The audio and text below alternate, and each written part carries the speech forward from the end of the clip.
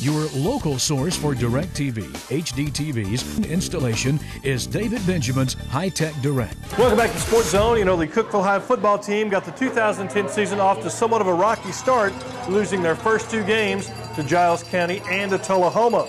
The Cavs were looking to get back on the winning track by hosting arch rival White County.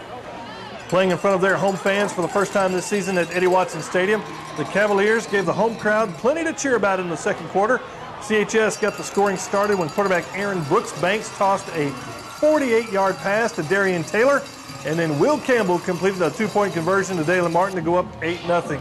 CHS added to its lead a few minutes later when Martin found pay dirt from 10 yards out and then from 5 yards out as Cookeville went up 20-0 at halftime.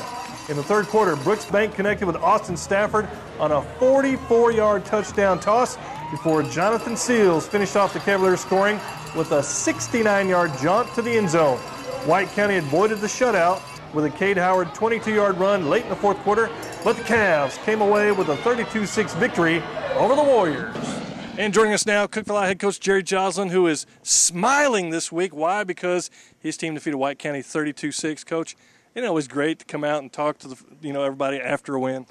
Yeah, 0-2 last week was not a good conversation, and having a victory is much better. But our work's still cut out. We've got so many mistakes that we're making, and our coaches are working hard, our kids are working hard. We just got things we've got to correct, and if we correct those things, then I don't know, I think we might be a decent football team, but we've got a lot of work to do, and so injuries are beginning to mount up, and we went through weeks where we didn't have any injuries, and now all of a sudden we're looking, and quarterback is hurt, and the other quarterback is sick this week. So we're looking at practice today without a quarterback. So those are the situations you deal with. Yeah, those are situations that you don't like to deal with, but that's why you get paid the big bucks. Just talk about the atmosphere Friday night, finally having a home game. It was White County, it was Cookeville. You can't ask for much more. No, you can't, buddy. Our kids were in all of it. The group that was supportive behind us, the student body, the fan base of just the town people, the whole game down there. If you haven't been to the whole game, you got to go to the whole game, which is on the far end of the bleachers, and it's down in that little hole. The Cookeville Youth Football were here with their jerseys. White County had a great crowd, and it was support everywhere. And it's just turned out to be a really, really beautiful night for football. Yeah. Offensively, Aaron Brooks-Banks getting the start at quarterback, tossed a couple of touchdown passes. Dalen Martin, another big game, 157 yards, 2 touchdowns. Seems like you guys had some things clicking on offense. Well, you had Dalen rush for over 100. You had Stephen Bush rush for over 100. Right. So you had 200-yarders there. And then you had Aaron throw for over 100. J.D., of course, is still nursing his stress fracture. Eli Campbell is starting offensive tackles, nursing a stress fracture. Kobe Liversay is now nursing a bad ankle. But I go back to that thing, and I preach to him all the time. One guy's misfortune maybe is somebody else's fortune. And so, not that you want any young man to ever get hurt. That's, our least thing that I hate worse than anything. But that's going to happen in this game. It's not like most other games that maybe you turn an ankle and you're out for a couple of weeks. This game can be injury, and so you have to be ready for that, and young men have to be ready to step up. This week, Lebanon rolls in here. Always a good rivalry, always a close game. There have been some extremely exciting ball games with Lebanon over the past few years. I don't know how. For the last 6-7 years, it's 1-point games, 2-point games. We play them regular season, then turn around and have to play them in the playoffs, or it's just been that way for the last. I can't say enough about their coaching staff, but Bobby Brown and everybody do a great job. His staff does a great job. Their kids play hard. Their kids don't like us. Our kids hopefully play hard against their kids, and it's a healthy dislike. It's not a bad dislike. It's just a great competition. So I look for a big ball game Friday night on both sides of the ball again. They're coming off a loss that was lopsided but doesn't dictate what happened. So we know that, if we're not ready to play, it'll be a long night. And joining us now is Cookeville High running back Dalen Martin, who has been churning up yards and touchdowns first 3 games. He's rushed for over 100 yards in the first 3 ball games against White County, 157 yards, 2 touchdowns. Man, you feeling pretty good out there running the football? Well, yeah, I'm feeling pretty good. My offensive line is doing pretty good, and it's just we're going to have a wonderful season. How good was it to finally get that first win, especially over a rival like White County? Oh, it was a fun game. We was all excited, and we was like pumped up the whole entire game, so that's pretty good. Well, did it help you a little bit too that it was a home game and you finally got to play in front of the home crowd?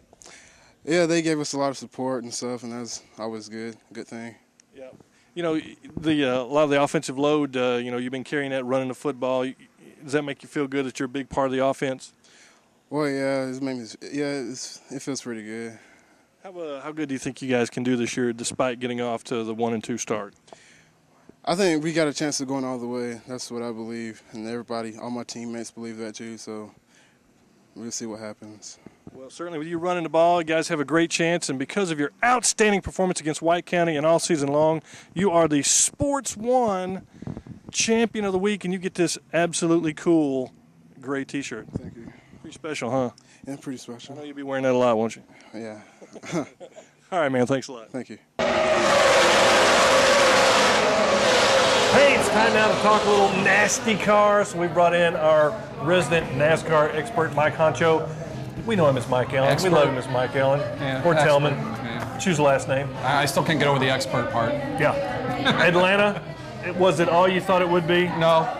I mean, it's the 1.5 mile track. I mean, it kind of gets strung out for a while. They went like 50, 60, 70 laps before a caution ever came out. You know, I mean, it can kind of get boring. Yeah. They are going fast now. You know, if you can go down next to the track and have them cars going by you that fast, it's cool. Yeah. But watching it on TV, and there is a little bit of fun at the end, of course, because there's a couple crashes, a couple cautions, and it brings everybody together. So the last 20 laps or so, there was a good 3 or 4 cars that could have taken it at any time, and you know, the ones that were running up front, some of them didn't make it, some of them did, and Tony Stewart, first win in like 30, almost a year, a little over a year. Yeah. You know, and I was going to say, I had it all planned this week to talk about the championship because we have one race left, and I was going to say, it's a good chance that someone's going to win the championship without winning a race. Yeah.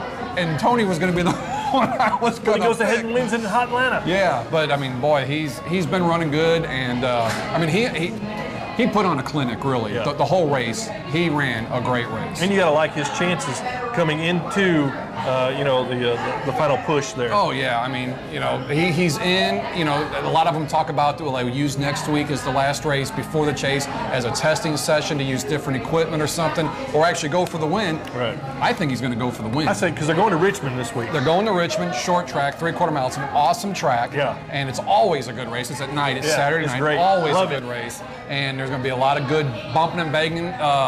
Looking at the 12th position, Clint Boyer's in it by like 117 points. Can he lose it? Yeah, of course, but he would have to finish, you know, in the like 35, 34, and then, you know, the other guys have to finish first. You know, Martin's totally out of it now. He actually lost 2 spaces. We're going to go to the chase with the top 12 that we have now. And I still think there's always the possibility that someone like Jeff Gordon could win this championship without winning because he's had 5 or 6 second-place finishes. Yeah. He's had a good year, just hasn't won. Yeah. Well, it'll be interesting. Who's your pick in Richmond? In Richmond, I'm going to go with one of the short track guys like Tony Stewart. I think he's going all out. Go with Smoke, man. I think he's going to win, you know. Smoking.